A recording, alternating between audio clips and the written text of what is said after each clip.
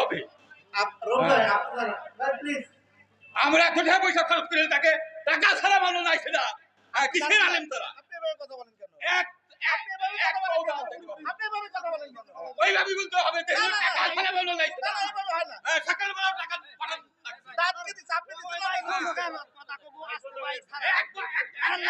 দেখতে দিব না যদি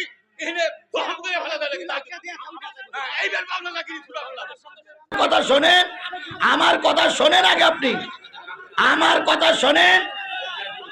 না না না না, আমার কথাকে শুনতে হবে, আমার কথা শুনতে হবে, আমার কথা শোনাই লাগবে তোমাদের, আমার কথা শোনাই লাগবে। তোমরা গরু হিসেবে আমার কিনে নিয়ে শুনি না ভাই, না বলতে দেন, আমার বলতে দেন, আমার বলতে দেন। এই যে রৌফ ভাই বলেছে না টাকা ছাড়া বক্তা আসেনি, এটা বক্তাদের একটা দুর্নাম, এটা বক্তাদের একটা দুর্নাম। আমি টাকা নিয়ে আসিনি, কথা ভুল কথা। আমি টাকা না না রাখেন রাখেন রাখেন আমার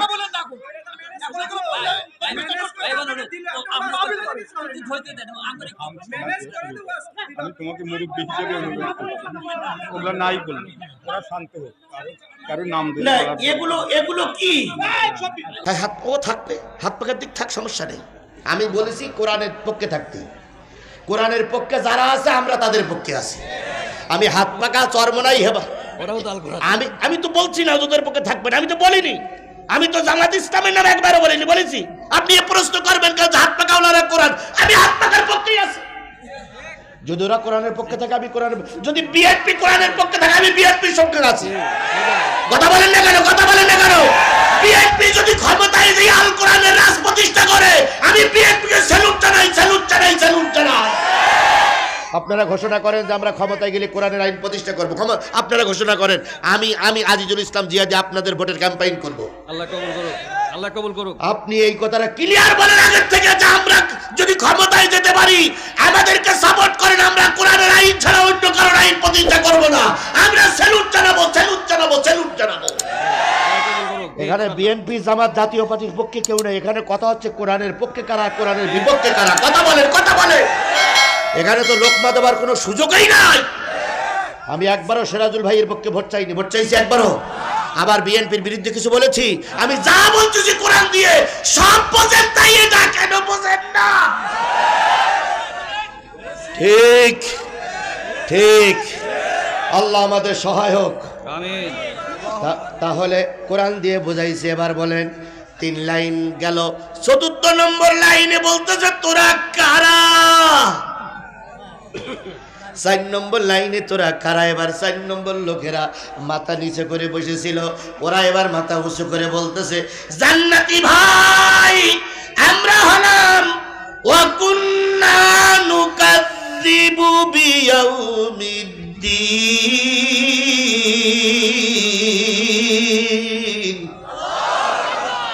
আমরা হলাম সেই গোষ্ঠী, সেই জাতি, সেই দলের লোক, সেই সিরাজগঞ্জের মানুষেরা জিহাদি কোরআন দিয়ে দিয়ে বুঝাইছিল কোনটা সঠিক আর কোনটা বেঠিক। আমরাও সেদিন জিহাদির মাহফিলে সিনে শুনে বুঝেছিলাম, কিন্তু আমরা এইগুলো বোঝার পরেও আমল করিনি। বোঝার পরেও আমরা কি করিনি? জোরে বলেন, বোঝার পরেও আমরা কি করিনি? আমি যা বলেছি কোরআন দিয়ে বলেছি, তাহলে কোরআন দিয়ে বলার পরে সঠিক কোনটা আর বেঠিক কোনটা আমাদের বুঝতে বাকি আছে। এরপরেও যদি আপনি ফিরে না আসেন তাহলে আপনি যাবেন জাহান্নামে, এটা আল্লাহর বক্তব্য।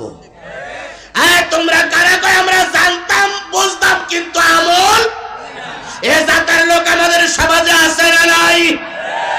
এখানেই আছে, এই মজলিসই আছে। যদি বলেন হুজুর প্রমাণ দেন, এখন বাড়ি যাবেন, এখন সব মাহফিল শেষ হয়ে যাচ্ছে, কোথায় যাবেন? বাড়ি যাওয়ার সময় একজন আর একজনের বলবেন যে ভাই আজকের ওয়াজটা কেমন লাগলো।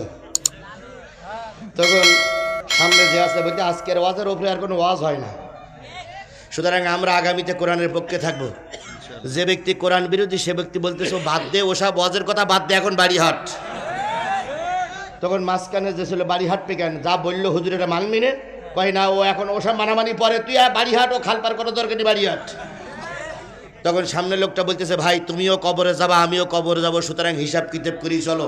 যে ব্যক্তি মানবে না সে ব্যক্তি কি বলবে জানেন? আরে না, এই হুজুর যদি এতই ভালো হয়, 16 20টা মামলা শুনলাম 5 দিন জেল খাটলো, শুনলাম 5 দিনে আয়না ঘরে ছিল, শুনলাম 300 দিন জেলে থাকলো। এ হুজুর যদি এতই ভালো হয় তাহলে ওয়াজ করে টাকা নিল কেন? এরাম বলা লোক নাই? জোরে বলেন এরাম বলা লোক নাই? এরাই হলো পরকাল অস্বীকারী। সুতরাং আমরা কি পরকাল অস্বীকার করবো না স্বীকার করব? তাহলে পরকাল যারা স্বীকার করে তারা থাকবে কিসের পক্ষে? তাহলে আমি কি শেষ ওয়াদা আপনাদের কাছে নিতে পারি?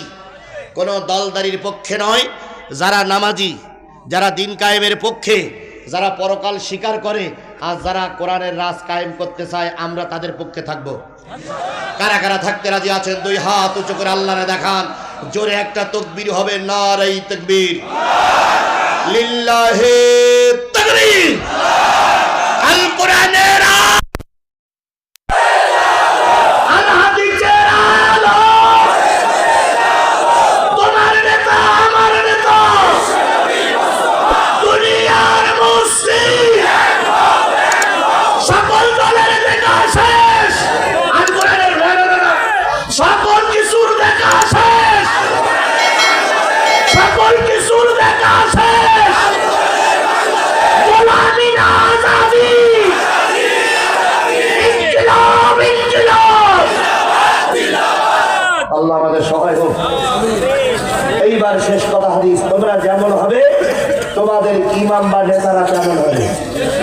আমরা যদি ভালো হই, ইমাম নেতা কি হবে? তাহলে আমরা কি ভালো হয়ে ভালো নেতা নির্বাচন করতে চাই? আল্লাহ আমাদের তৌফিক দিন।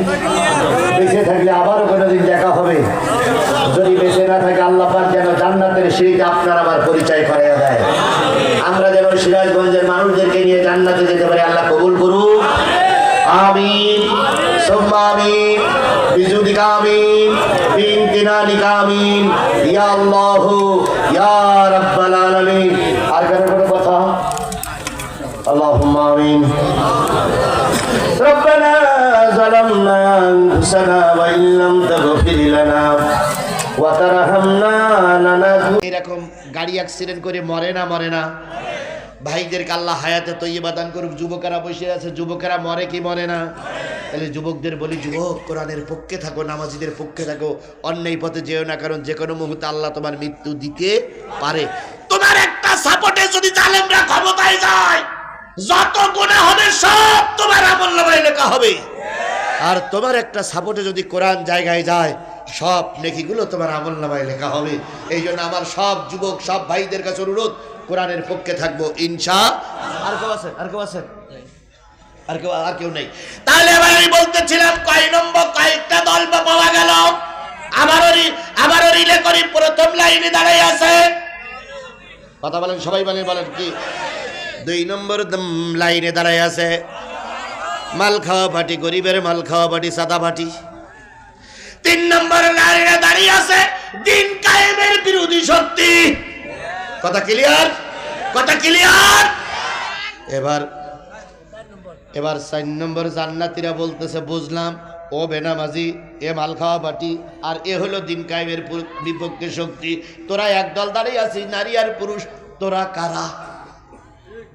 এই পিছনে দাঁড়াই আছিস, তোরা কারা? উত্তর দেবো এবার? দেবো এবার উত্তর দেবো? আচ্ছা, যতগুলো উত্তর দিছি আমি আমার ব্যক্তিগত উত্তর দিছি। কি দিয়ে উত্তর দিছি? কোরআন দিয়ে উত্তর দিছি। লোকেশন আপনাদের দিছি না দেয়নি? এরপরও আপনি যদি বলেন হুজুর আমার লোকেশন দেননি, বসবো, আপনি ভুল পাগল। আর যুবক, তোমরা কি বুঝলে যে কোন দিক থাকতে হবে? তোমরা কি বুঝতে পেরেছ? যুবক, তোমরা কি বুঝতে পেরেছ কোন দিক থাকতে হবে? বুঝতে পেরেছ? তোমাদের প্রথম ভোট আল কোরআনের। এত কিছু বলার পরেও যদি তোমরা না বুঝে থাকো, তাহলে বাপ মারার মেয়ে দেখতে বলো না। কথা বলতে মাত্র 5 মিনিট সময় লাগবে। বলবো দেন। আর কারা কারা দেবে? টাকা দেন। হ্যাঁ, এটা আপনি দিয়েছেন? ও ভাইয়ের নাম কি জানো? ভাই আব্দুর রাজ্জাক ভাই, 1000 টাকা। আর কেউ আছেন? দেন। আর কেউ আছেন? দেন। 10,000 20,000 জি হাবিব সাহেব, জি 10,000 20,000 5,000 দেন। আর কেউ থাকে দেন। তাড়াতাড়ি দেন ভাই। 12টায় 20 বাজে দেন ভাই, দেন। যা বের করে সব দেন দিন। আবার